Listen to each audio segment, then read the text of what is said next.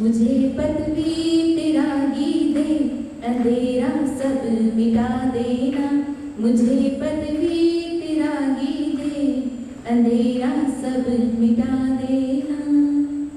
बोलिए परम पूज्य भक्तों के भगवान अभिनव कुंद कुंद संयम भूषण मौन प्रिय प्राकृत ज्ञान केसरी आचार्य भगवान श्री सुनील सागर जी गुरुदेव की।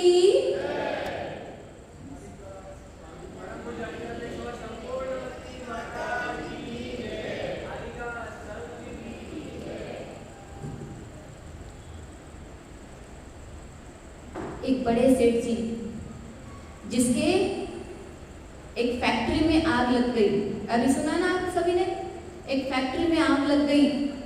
फोन आया कि आग लग गई, आग लग गई। सेठ जी वहां पहुंचते हैं, रोने लगते हैं, हाय मैं लुट गया, बर्बाद हो गया, सब कुछ चला गया मेरा। एक लौती जो फैक्ट्री थी मेरी उसमें भी आग लग गई। बहुत परेशान हो रहा था, दुखी हो रहा था, फोन कर रहा था, फायर ब्रिगेड को बुला रहा था। उतने में उसका बड़ा बेटा आता है और कहता है, पापा इतना रोने की क्या जरूरत है, इतनी चिंता क्यों कर रहे हो, इतनी परेशान क्यों हो रहे हो, ये फैक्ट्री का सौदा मैंने कल ही कर दिया है। तो पापा खुश, पापा खुश कि क्यों, अब ये फैक्ट्री किसी और की है, मुझे कोई प्रॉब्लम नहीं, फैक्ट्री चल रही है, अभी भी चल रही है, पर उसका जो ममत्व था उसमें वो अब खत्म हो चुका है। वो फैक्ट्री अब किसी और की है, वो किसी और की चल रही है, मेरी नहीं चल रही है। तो उसमें उसका ममत्व भाव भी उसका हट गया। ये कहा कैसे, क्यों? मेरी फैक्ट्री, मेरा घर, मेरा बंगला, मेरी कार, जब ये मेरा मेरा मेरा आ जाता है ना, तब प्रॉब्लम हो जाती है। माय हाउस माय कार, जब माय और ये मेरा जब आ जाता है, वहां अपनत्व आ जाता है, फिर उसके बीच में ही फिर सारी प्रॉब्लम चालू हो जाती है, सारी चिंताएं परेशानियां फिर खुद ही झेलने के लिए तैयार हो जाते हैं, मेरा मेरा मेरा करने से।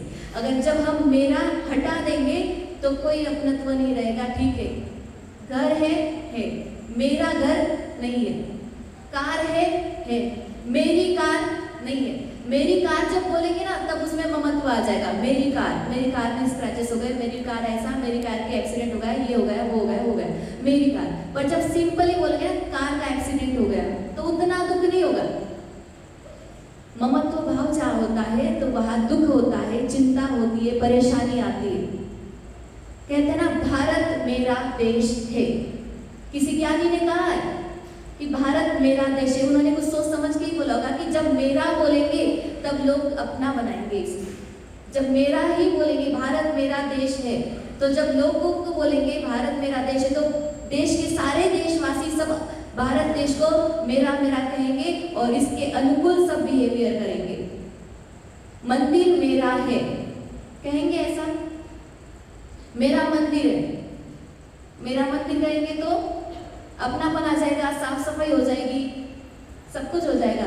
पर सिर्फ मंदिर समाज का होगा तो अपनापन नहीं रहेगा। और देश अपना देश है, ठीक है, होता रहेगा, कचरा है, पड़ा है, पर जब हम कहेंगे ना कि मेरा देश है तो मैं कचरा भी हटा लूंगा, झाड़ू भी लगाना शुरू कर दूंगा। मोदी जी क्या करते हैं, झाड़ू भी लगा लेना चालू हो जाता है जब मेरापन आ जाता है, उसमें अपनत्वपन आता है।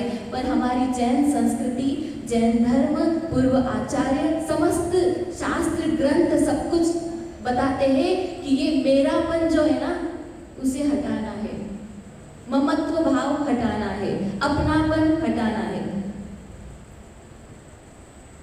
एवरीथिंग इज टेम्पररी, सब कुछ टेम्पररी है, नथिंग इज परमानेंट। घर, गाड़ी, बंगला सब कुछ टेम्पररी है, आपका शरीर तक टेम्पररी है। और परमानेंट अगर कुछ है तो वो मेरी आत्मा है, मेरी सोल है। क्या है परमानेंट?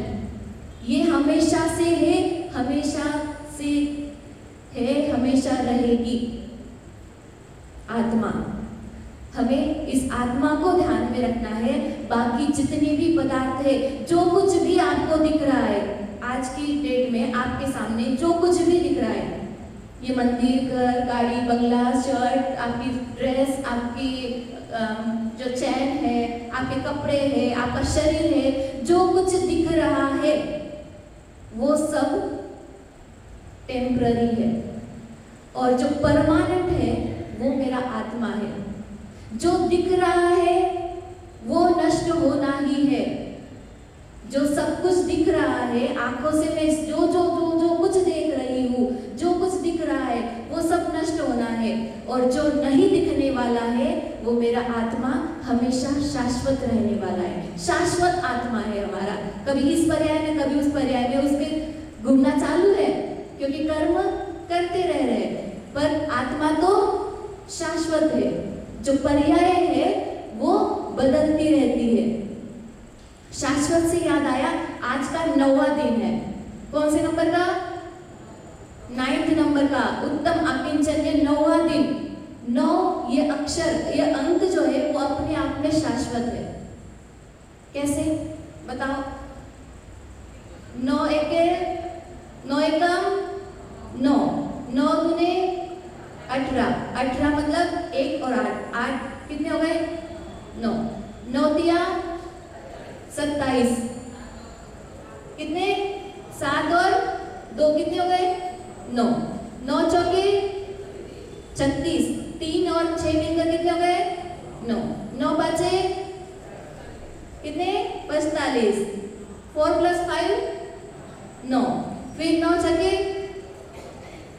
54, फिर 5 और 4 फिर कितने हो गए? 9, फिर आगे का बोलो 63, 3 और 6 मिल गए, फिर आगे 72, 7 2 9, और फिर 81, फिर 8 + 1 9, और फिर लास्ट में 9 0 90, तो उसमें भी 0 की कोई वैल्यू नहीं, 0 + 9 = 9। तो 9 ये जो अंक है वो शाश्वत अंक है, इसीलिए हमें शाश्वतता की जो पहचान दिलाने वाला धर्म है वो आया है हमारा 9वें नंबर पर। आज तक जितने धर्म हो गए, क्षमा, मार्दव, आर्जव, शौच, सत्य, संयम, तप, त्याग और अकिंचन्य और ब्रह्मचर्य, अब 2 जो धर्म बचे, 8 जितने भी हो गए वो हमें कुछ न कुछ करने लगा रहे हैं। जैसे क्षमा सिखा रहा है कि क्रोध नहीं करना, मार्दव सिखा रहा है मान नहीं करना, आर्जव सिखा रहा है रुजुता रखना, कुछ न कुछ करना सिखा रहा है, लोभ नहीं करना, शुचिता रखना, फिर संयम धारण करना, तप धारण करना, त्याग करना। ये 8 धर्म हमें कुछ न कुछ करने लगा रहे हैं, पर ये जो 2 धर्म है ना अंतिम के, अकिंचन्य और ब्रह्मचर्य, ये अपने आप का अनुभव करना सिखा रहे हैं। अपने आप को अकिंचन, मेरा कुछ भी नहीं है, किंचित मात्र भी मेरा कुछ नहीं है, इतना सा परमाणु मात्र भी मेरा नहीं है, जो कुछ है सब कुछ यही रहने वाला है। मेरी आत्मा शाश्वत है। वेद विज्ञानी जीव जो होते हैं ना, वो कहते हैं कि ये मेरा आत्मा मेरे साथ रहेगा, और ये जो शरीर है वो यहाँ पड़ा रह जाएगा, लोग इसमें आग लगा देंगे, और ये जो घर मकान मैंने इतना सब कुछ मेहनत करके कमाया है वो सब कुछ बोलो बोलो बोलो यही पड़ा रह जाएगा। इस तरह का इस तरह पर धरा रह जाएगा, इस तरह का इस धरा पर धरा ही रह जाएगा। जो हमारा आत्मा है अनादि काल से हमारे साथ है और अनंत काल तक हमारे साथ रहेगा, परमानेंट। जो कुछ चीजें ना, तुम्हारी बीवी बच्चे ये सब कुछ, ये इस भाव में बोलते हैं ना 7 जन्म का रिश्ता है, 7 जन्म तक वो फेरे लगाते हैं, तो बोलते हैं ना 7 जन्म तक साथ रहे। कोई साथ देने वाला नहीं है, बस केवल एक मेरी आत्मा जितनी प्योर होती जाएगी, मैं शीघ्र से अपने स्वरूप को, अपने आप को प्राप्त कर सकता हूँ। आप अकेला अवतरे मरे अकेला होए, यूं कब हो इस जीव को साथ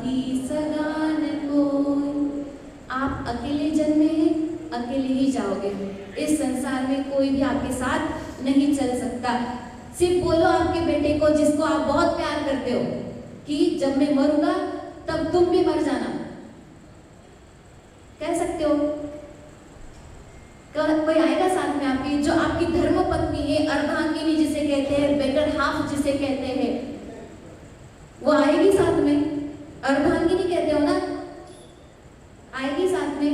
कुछ नहीं आने वाला साथ में, बस आएगा तो वो केवल मेरा आत्मा ही मेरे साथ आने वाला है। मकान में रहते हो तो मेहमान की तरह रहो। मकान में रहना है तो मेहमान की तरह रहो। इस देह में रहना है तो भगवान की तरह रहो।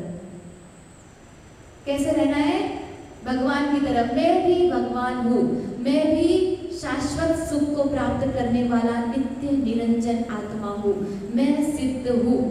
बाकी शून्योहम, मैं शून्य हूँ, कुछ भी नहीं है। शून्योहम मतलब जीरो, कुछ भी नहीं, कोई चिंता नहीं, कोई परवाह नहीं, कुछ नहीं, सब कुछ शून्योहम, शून्य हूँ मैं, ऐसी भावना करना है। आप देख लीजिए, वॉचमैन को देख लीजिए, एक बहुत बड़ा बंगला, वो वॉचमैन है ना, उस बंगले को अपना समझकर सब कुछ उसकी वो करता है, सफाई करता है, ध्यान रखता है, सब कुछ करता है वॉचमैन। पर उसको एट द लास्ट उसको पता है कि ये बंगला मेरा नहीं है, मैं इसका सिर्फ काम करता हूँ। ध्यान तो रखेगा मालिक जैसा, पर मालिक है नहीं है। वैसे ही देख लीजिए, आप ड्राइवर को देख लीजिए, कार को इतना अच्छे से साफ करेगा, इतने अच्छे से चलाएगा, कहीं एक्सीडेंट ना हो जाए, कहीं कुछ ना हो जाए, ड्राइवर बहुत ध्यान रखेगा। पर एट द लास्ट उसको पता है कि ये कार मेरे मालिक की है, अपनत्व नहीं रखता वो उसमें। बैंक का कैशियर देख लीजिए, सुबह से लेकर शाम तक उसके पास कितने हजारों लाखों करोड़ों रुपए आते हैं, पर उसकी मालिकियत है उस पे नहीं। उसको पता है कि ये बैंक का पैसा है, किसी और का पैसा है, मैं इसका संभालने वाला हूँ, पर ये इसमें मेरी मालिकियत, मेरा हक, मेरा कुछ भी नहीं है, इसमें से मुझे 1 रुपया भी मिलने वाला नहीं है। जो हमारा है वो ही हमें मिलने वाला है, ये हमारा है ही नहीं, तो हमें कैसे प्राप्त हो सकता है? ये शरीर हमारा है ही नहीं, ये घर हमारा है ही नहीं, ये बच्चा, ये सब कुछ हमारा है ही नहीं, तो मुझे कैसे प्राप्त हो सकता है ये सब कुछ? बाह्य जगत कुछ भी नहीं मेरा, और न बाह्य जगत का मैं। ये बाहरी जो सब कुछ दिख रहा है वो मेरा नहीं है। तो आप लोग सोच रहे हैं माता जी आज क्या है, आप तो सब बोल रहे हैं कि मेरा नहीं मेरा नहीं, हम लोग सब बैरागी बन जाए क्या? सब कुछ छोड़ दे क्या? ठीक है भाई, छोड़ दो, पर अगर वो नहीं हो रहा है तो कम से कम अपन जितना अपने पास परिग्रह है उसका परिमाण बना लीजिए, उसका मेजरमेंट कर लीजिए कि हाँ इतना ही यूज करेंगे, इतना ही यूज करेंगे, इसके अलावा और यूज नहीं करते। हर कोई वैरागी नहीं बन सकता, तो कम से कम घर में रह के वैरागियों की तरह जीवन तो जी सकते हैं, है ना?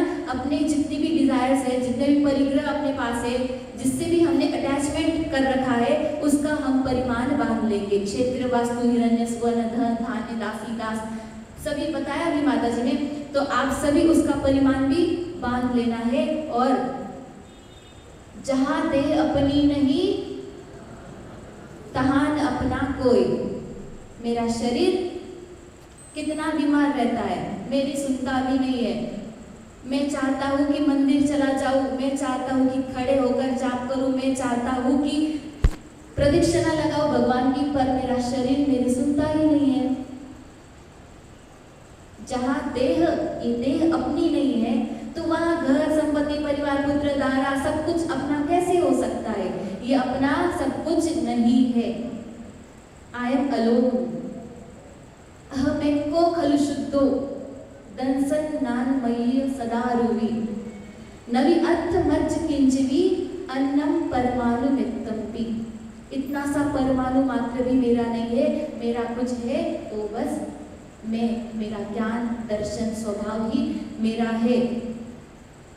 छोटा सा आप पूजा पढ़ते हो ना, क्या पढ़ते हो? 5 तनक सी तन में साले, चाह लंगोटी की दुख भाले। इतनी सी फांस, अगर फांस लग जाती है तो बार बार उसी के पास नजर जाती है कि मुझे लग गई, मुझे लग गई, मुझे लग गई।